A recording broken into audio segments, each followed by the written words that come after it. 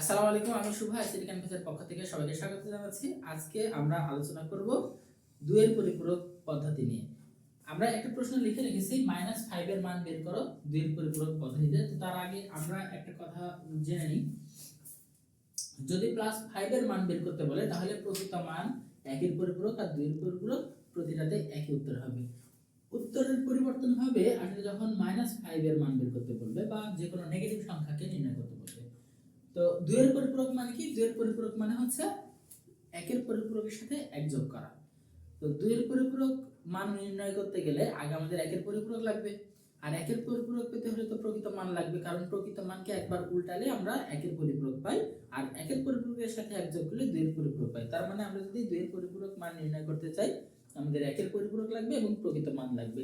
তার কারণে আমাদের এখানে -5 এর মান বের করতে বলার পরেও আমাদেরকে আগে প্রকৃত মানটা লাগবে। তাই আমি এখানে লিখে রেখেছি +5 এর মান প্রকৃত মান গঠন পদ্ধতিতে।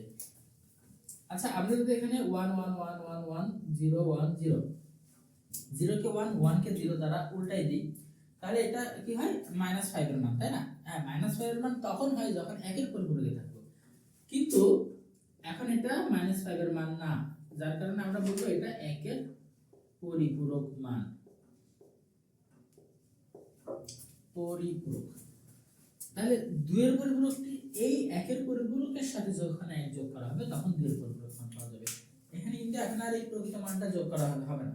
তাহলে আমরা শুধু 1 এর পরিপূরকের সাথে 1 যোগ করব। তাহলে আমরা যদি এখানে যোগ করি 0 আর 1 এ কি হবে? 1। হাতে কিছু নাই, এই 1 নামবে, এই 0টা নামবে, 1 1 1 1 1। এটা হবে -5 এর মান আর এটা হবে আমাদের 2 এর পরিপূরক। তাহলে এইভাবে আমরা কোনো পজিটিভ সংখ্যাকে 2 এর পরিপূরক পদ্ধতি ব্যবহার করে নেগেটিভ সংখ্যায় রূপান্তর করতে পারি।